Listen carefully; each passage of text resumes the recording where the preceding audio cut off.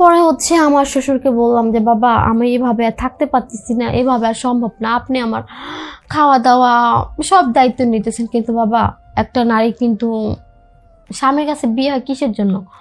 ভালোবাসা চাহিদা, যে শারীরিক চাহিদাটা, ওটা তো আমি পাইতেছি না, এইভাবে কিন্তু বাবা থাকা সম্ভব না আমার, আমি থাকতে পারতেছি না।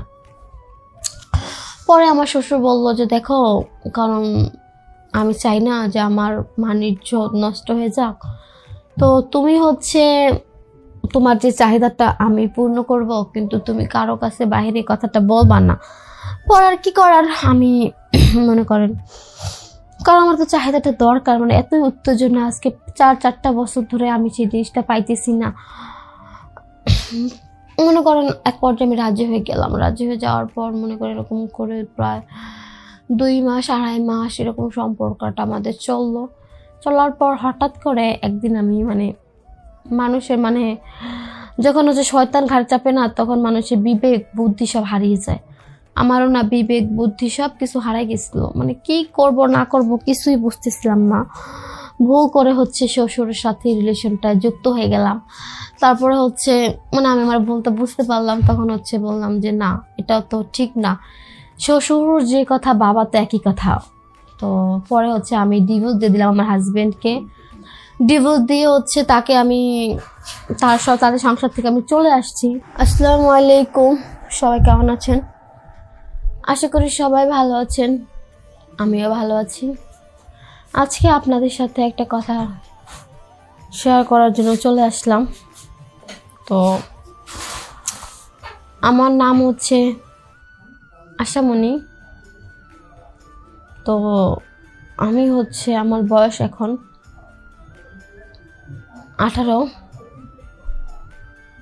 হচ্ছে আমার যখন 14 বছর বয়স, তখন হচ্ছে মানে আমি তখন ক্লাস 8-এ পড়ি। তো মনে করেন আমি খুব চঞ্চল টাইপের আসছিলাম আর কি, খুবই চঞ্চল টাইপের ছিলাম। তো যখন ইচ্ছে স্কুলে যাইতাম আসতাম, মানে সব ছেলেরা আমার দিকে তাকাই থাকতো, মানে ছোট হলে হবে কি মানে আমার যে জালিমগুলো না, মানে অল্প থাকতে না পাইকে গেছে আর কি, দেখতেছিনি তো, মানে আমার বয়স অনুযায়ী কিন্তু আমার জিনিসগুলো অনেক বড় বড়, তাই না? তো হচ্ছে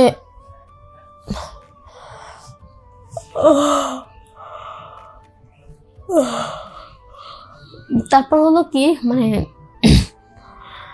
এরকম করে, তো একটা ছেলে হচ্ছে আমাকে দেখে তার পছন্দ করছে, ভালো লাগছে, তো ফ্যামিলির কাছে বিয়ের প্রস্তাব দিল। তো আমি রাজি হলাম না, প্রথমে বললাম যে না, আমি পড়াশোনা করব, আমার হচ্ছে ডাক্তার, ইঞ্জিনিয়ার, পাইলট, মানে এরকম কোনো একটা হওয়ার ইচ্ছা ছিল। কিন্তু আমাকে তারা অনেকভাবে রাজি করালো, পরে হচ্ছে আমার তারা বিয়ে করে নিয়ে গেল।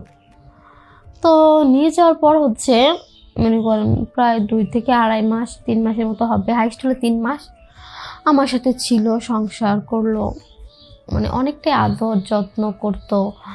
আমার এই ডালিম গোলা যে কি রকম ভাবে যে সে মানে চষতো, মানে তো কি ললিপপ চষতেছে আমার এই ডালিম গোলার মাথাটা, মানে এইরকম ভাবে চষতো, মানে অনেকটা কেমন জানি লাগতো। তো পরে হইতেছে কি, তো বলে সে হচ্ছে সুইজারল্যান্ড যাবে, বাইরে যাবে, তার হচ্ছে পরে কি করার আর। তো সে বাইরে হচ্ছে চলে গেল, বাইরে চলে যাওয়ার পর মনে করেন প্রায় 2 বছর ভালোই কথা হতো, আমার খোঁজ খবর নিত, ভিডিও কলে কথা হতো, ভিডিও কলে মানে স্বামী স্ত্রী যেভাবে কথা বলে, রাত হলে একটু আমার এই আপেলগুলা দেখতে চাইতো, বলতো একটা লিপ কিস দাও, মানে এরকম অনেক কিছু বলতো। তো কি করলাম, তারপরে হচ্ছে প্রায় 2টা বছর এরকমভাবে চলে গেল। তো চলে যাওয়ার পর হচ্ছে কি, আর এখন প্রায় আমার বিয়ের আজকে 4 বছর চলতেছে, এখন আমার বয়স 18। তো 2 বছর ধরে মনে করেন তার সাথে আমার কোনো যোগাযোগ নেই, অনেক ট্রাই করছি, মানে তার সাথে যোগাযোগ করার চেষ্টা করছি, কিন্তু অসফল হয়েছি।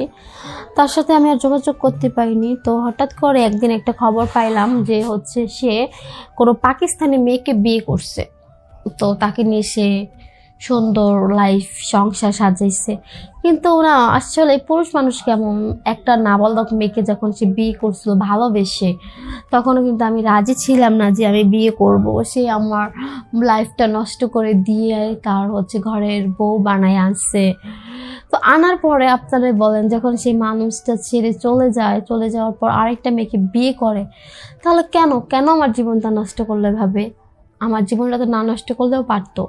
সে যেহেতু বাইরে যাবে, আমি তো ধৈর্য ধরেছিলাম দুইটা বছর, আজ থেকে 4টা বছর ধৈর্য ধরেছিলাম। পরে হচ্ছে আমার শ্বশুরকে বললাম যে বাবা, আমি এভাবে আর থাকতে পারতেছি না, এভাবে আর সম্ভব না। আপনি আমার খাওয়া দাওয়া সব দায়িত্ব নিতেছেন, কিন্তু বাবা একটা নারী কিন্তু স্বামীর কাছে বিয়ে হয় কিসের জন্য? ভালোবাসার চাহিদা, যে শারীরিক চাহিদাটা, ওটা তো আমি পাইতেছি না। এইভাবে কিন্তু বাবা থাকা সম্ভব না আমার, আমি থাকতে পারতেছি না। পরে আমার শ্বশুর বলল যে দেখো, কারণ আমি চাই না যে আমার বাণিজ্য নষ্ট হয়ে যাক, তো তুমি হচ্ছে তোমার যে চাহিদাটা আমি পূর্ণ করব, কিন্তু তুমি কারো কাছে বাইরে কথাটা বলবা না।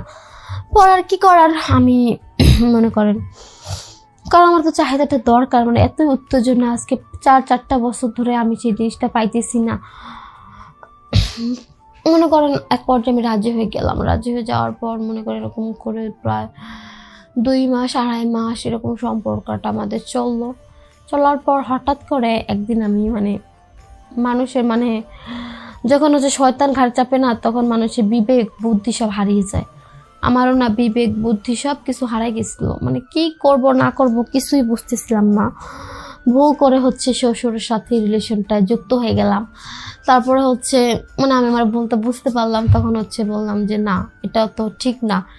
শ্বশুর যে কথা, বাবা তো একই কথা। তো পরে হচ্ছে আমি ডিভোর্স দিয়ে দিলাম আমার হাজবেন্ডকে।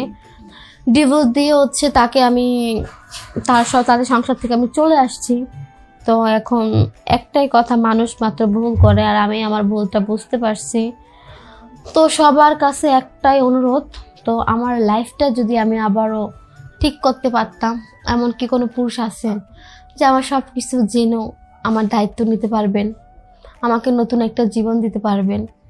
যদি কোনো ব্যক্তি থেকে থাকেন, অবশ্যই আমার সাথে যোগাযোগ করবেন। আর যোগাযোগ করবেন কিভাবে তাই ভাবতেছেন? শেয়ার অপশনে 3বার ক্লিক করলে আমার হোয়াটসঅ্যাপ, ইমো 2টা নাম্বারই আছে। যেটা ইচ্ছা কল করলে আমার সাথে কথা বলতে পারবেন। তো সবাইকে একটা কথাই বলবো, আমার মতো এরকম ভুল কেউ করে না।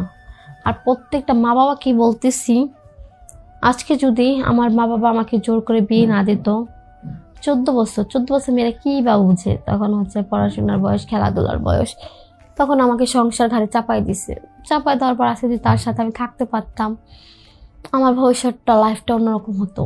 কিন্তু না, সেই ব্যক্তির আমাকে ছেড়েই চলে গেছে। তো সে চলে যাওয়ার পর একটা শারীরিক যে চাহিদাটা, ওটা পূর্ণ করার জন্য আমি ভুল পথে চলে গেছি। যে মেয়েটার স্বপ্ন ছিল এক সময় যে সে হচ্ছে বড় ডাক্তার, ইঞ্জিনিয়ার হবে, সে আজকে কতটা নিচ পথে চলে গেছে। তো আমার মতে এরকম ভুল কোনো বোনেরা করো না।